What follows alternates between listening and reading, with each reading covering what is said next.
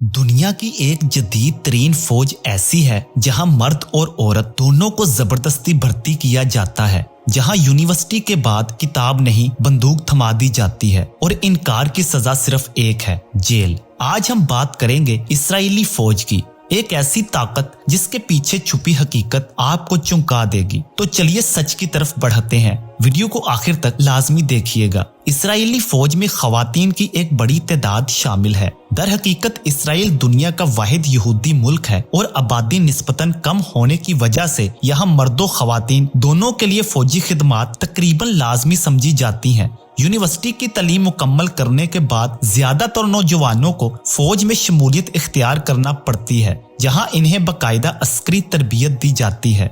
Israeli फौज में junior अफसरान से लेकर दरमियाने दर्जे के ओहदों तक खवातीन की नुमाया मौजूदगी देखी जा सकती है। इनमें से अक्सरियत एक जदीद सेकुलर और मगरबी तर्ज फिक्र रखती है, जहां मजहब और इनकी रोजमर्रा जिंदगी में मरकजी हैसियत नहीं रखता। ये भी कहा जाता है कि इसराइली फौज का तरबियती निज़ाम मर्दों खवातीन को एक साथ काम करने का मौका देता है, जिसके बायस नौजवानों के दरमियान करीबी ताल्लुकात कायम हो जाते हैं। यही वजह है कि इसराइली मुआशरा खास तौर पर हुकूमत अपनी नई नस्ल के तर्ज जिंदगी और इक़दार के हवाले से फिक्रमंद नजर आती है। सेहूनियत का बुनियादी नजरिया इसराइल को एक मजबूत कौम परस्त रियासत के तौर पर कायम करना है, लेकिन वक्त के साथ साथ इसराइली नौजवानों में मगरबी असरात, जाती आजादी और इनफरादी सोच ने इस नजरिए को चैलेंज करना शुरू कर दिया है। आज की नौजवान नस्ल न सिर्फ मजहबी वाबस्तगी से दूर दिखाई देती है, बल्कि हुब्बुल वतनी के रवायती तसव्वुरात से भी फासला रखती है। इसराइल में फौजी खिदमात से इनकार करने वालों के लिए सख्त कवानीन मौजूद हैं। अगर कोई नौजवान फौजी तरबियत लेने से इनकार करे तो इसे कानूनी कार्रवाई और कैद का सामना करना पड़ सकता है। इसी दबाव के बायस अक्सर नौजवान मजबूरी में फौज का हिस्सा बनते हैं। नाजरीन ग्रामी, जब किसी फौज में शमूलियत रजा कराना जज्बे की बजाय कानूनी जबर के तहत हो तो यह सवाल खुद ब खुद जन्म लेता है कि ऐसी फौज के हौसले और इखलाकी ताकत की सतह क्या होगी।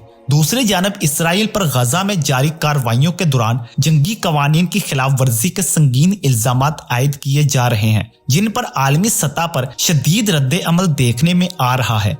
इसराइली जदीद टेक्नोलॉजी और जदीद तरीन फौजी साजो सामान से लैस होने के बावजूद एक ऐसी आबादी के खिलाफ ताकत इस्तेमाल कर रहा है जो बुनियादी सहूलियात से भी महरूम है। तकरीबन 92 लाख की आबादी रखने वाला इसराइली अस्करी लिहाज से दुनिया के ताकतवर ममालिक में शुमार होता है, लेकिन इस ताकत का असल इम्तिहान इखलाकी असूलों और इंसानी इक़दार पर होता है। ताहम इसराइली मुआशरे में एक तबका ऐसा भी है जो फौजी निज़ाम और रियासती पॉलिसियों को तस्लीम नहीं करता।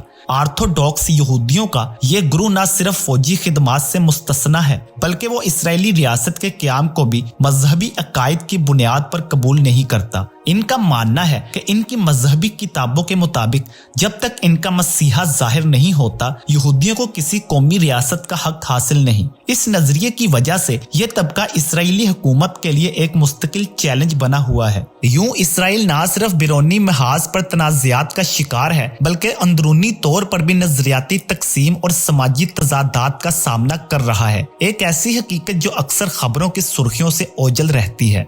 मजीद इन्फॉर्मेटिव वीडियोस के लिए सब्सक्राइब